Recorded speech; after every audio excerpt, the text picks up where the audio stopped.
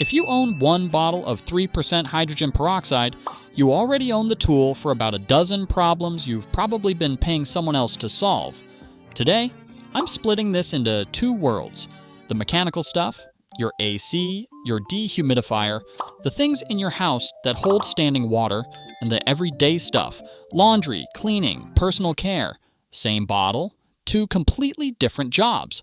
Let's start with the machines, because that's where the real money is hiding. Anything in your home that handles water and sits in the dark, a condensate line, a drip pan, a humidifier tank, becomes a breeding ground. Warm, damp, no light.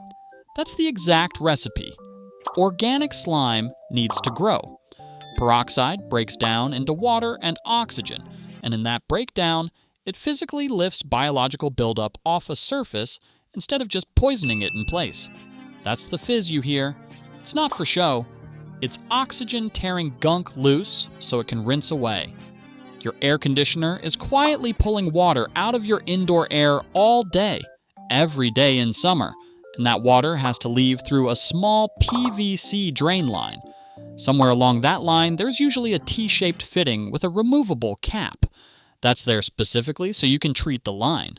Pop the cap, pour in roughly a cup of hydrogen peroxide. Wait about 10 minutes while it works, then flush it through with warm water. Do that once a month during cooling season, and you dramatically cut your odds of ever hearing that dreaded click as your system shuts itself off. Most units have a small float switch sitting in the drain pan.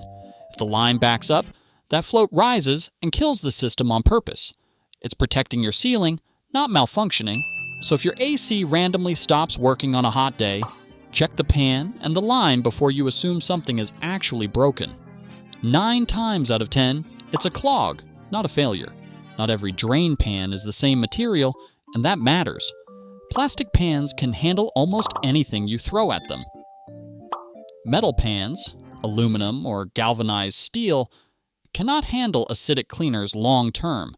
A quick way to tell: a magnet will stick to galvanized steel, but not to aluminum or plastic. Either way, if it's metal, peroxide is the safer long-term choice because it's close to pH neutral. It won't slowly eat through the pan the way a stronger acid will. If your indoor unit sits somewhere, gravity can't help the water drain. There's a small pump doing that work, usually with a little reservoir attached. That reservoir is standing water sitting in the dark, so it grows the same buildup as everything else.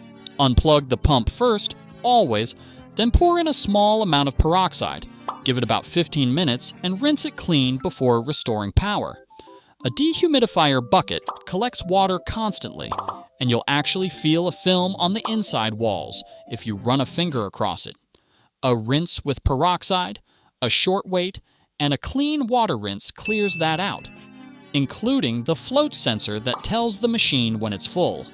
Humidifiers deserve extra attention because, unlike a drain line, whatever grows in that tank gets misted directly into the air you breathe. Empty the tank, treat it with a diluted peroxide solution, let it sit, then rinse thoroughly, more than once, before refilling. Never combine hydrogen peroxide with vinegar in the same container or back-to-back without rinsing in between.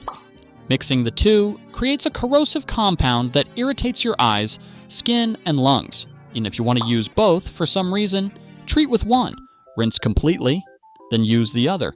And never use bleach on these systems. It breaks down PVC cement and corrodes metal, which is the exact damage you're trying to avoid. Step away from the HVAC system for a second, because the same bottle earns its keep all over the house too. For laundry, peroxide is genuinely excellent on fresh protein-based stains like blood. Pour it directly on, let it sit, then wash as usual with a cold rinse. A splash added to a load of whites in the wash can help keep them looking bright without switching to a harsher bleach product. In the bathroom, it works as a quick disinfectant for toothbrushes, and diluted with water, it's an easy way to clean hairbrushes and combs that have built up product residue and natural oils over time. Around grout lines, mixing it with baking soda creates a mild paste that lifts discoloration without the harsh fumes of stronger commercial cleaners. The same paste works on certain countertop stains left to sit for a longer stretch. For houseplants, a heavily diluted mix poured into the soil can help address gnats living in damp potting soil without harming the plant itself. And a quick produce rinse. A diluted peroxide soak followed by a thorough rinse can help extend the shelf life of fruits and vegetables. 2 quick warnings before you go pour it on everything. It's not the right call for fresh cuts anymore. Most current guidance says it can damage healthy tissue along with the bacteria, so soap, water, and a proper bandage are the better move. And keep it away from finished wood and dark fabrics since it's a mild bleaching agent and can lighten surfaces you didn't intend to touch. None of this replaces an actual technician for refrigerant issues, electrical failures, or a genuinely broken part. That's licensed work for a reason. What it does replace is the service call that only exists because of buildup and biological growth, which, by a lot of estimates, is behind a surprisingly large share of "my AC just stopped working" calls every summer. 1 bottle, 15 minutes a month, and you've handled the problem before it ever becomes an appointment. If this was useful, you know what to do. Subscribe, and I'll see you in the next one.